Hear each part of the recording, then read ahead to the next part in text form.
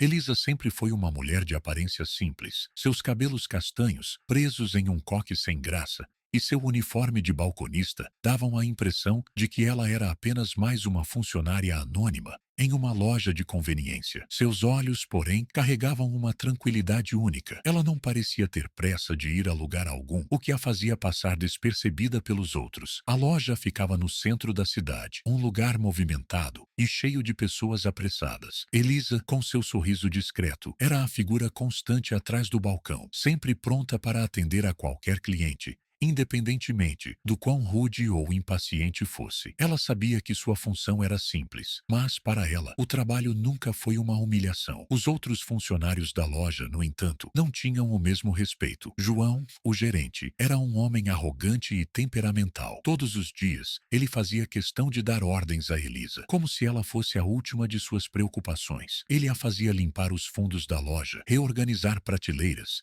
e sempre que o movimento aumentava, a sobrecarregava com tarefas extras. Além dele, os outros empregados, mais jovens, não perdiam a oportunidade de zombar de Elisa. Eles riam dela, da sua roupa simples e do seu jeito calmo, sem nunca perceberem que ela era mais do que parecia. Elisa ouvia, mas nunca se importava. Ela tinha algo maior em mente, algo que, por agora, ela mantinha bem guardado. Era mais um dia comum na loja. A luz fluorescente piscava levemente e o som das portas automáticas, se abrindo e fechando ritmicamente, preenchia o ambiente. João estava ocupado no escritório, como de costume, e os outros funcionários estavam entretidos em conversas sobre os planos para o fim de semana. Elisa estava atrás do balcão, organizando as mercadorias, quando João a chamou, como sempre, para mais uma tarefa repetitiva. Elisa, vai lá para os fundos e dá uma olhada no estoque. Eu sei que você tem tempo. Não fica parada aí, não. Ele disse, com seu tom impaciente. Elisa apenas sorriu, como sempre fazia. Claro, João. Vou já, respondeu com um tom calmo. Ela se afastou do balcão e caminhou até os fundos da loja, onde passou a organizar os itens de maneira meticulosa. Enquanto fazia isso, não pôde deixar de observar a atitude dos outros funcionários. Eles riam, conversavam sobre os planos de festas, desprezando qualquer ideia de responsabilidade. Mas Elisa sabia que seu valor não estava em se destacar entre os outros. Ela tinha algo muito maior guardado. Durante os meses em que trabalhara ali, Elisa nunca havia revelado sua verdadeira identidade. Para os outros, ela era uma mulher simples, que trabalhava para pagar as contas. Mas por dentro, Elisa sabia que sua vida era muito mais do que isso. Ela era herdeira de uma vasta fortuna e possuía empresas espalhadas pelo país. Sua presença na loja não era um reflexo de sua verdadeira posição no mundo. Era um segredo que ela guardava com cuidado, porque para ela, o valor de uma pessoa não está no que ela aparenta ser, mas no que ela é de fato. O tempo passou e a loja começou a enfrentar dificuldades financeiras. A crise parecia estar tomando conta de tudo. Os clientes estavam escassos e as vendas estavam baixas. João, nervoso com a situação, começou a se desesperar. Ele sabia que se a loja falisse, ele também perderia seu emprego. A tensão era palpável e a atmosfera de trabalho estava pesada. Foi então que, em uma manhã tranquila, Elisa fez sua grande revelação. Ela entrou na loja como sempre, mas com uma aura de calma incomum. Quando chegou ao balcão, foi até João e pediu para falar com ele, sem pressa. João, podemos conversar? Ela disse de forma suave, mas com um toque de autoridade em sua voz. João, surpreso com a atitude direta de Elisa, olhou para ela desconfiado. Claro, Elisa. O que há de tão importante? Ele perguntou, tentando manter a compostura. Elisa olhou nos olhos de João, com um sorriso enigmático no rosto. Eu comprei a loja. Ela anunciou de forma tranquila, mas com um brilho no olhar, que indicava que havia algo mais por trás de suas palavras. João ficou parado, incrédulo. Ele não conseguiu acreditar no que acabara de ouvir. O quê? Ele perguntou, quase sem ar. Elisa confirmou com a cabeça, sem pressa de explicar. Ela sabia que a surpresa seria grande, mas isso era apenas o começo. João estava prestes a aprender que Elisa, a balconista tímida e desprezada, era muito mais poderosa do que ele jamais imaginou. Nos dias seguintes, a loja passou por uma transformação completa. Elisa tomou as rédeas do negócio e implementou mudanças imediatas. Novos produtos chegaram, o ambiente foi revitalizado e os funcionários começaram a receber treinamentos que os preparariam para os novos tempos. A primeira medida de Elisa foi convocar João para uma reunião. Ela queria deixar claro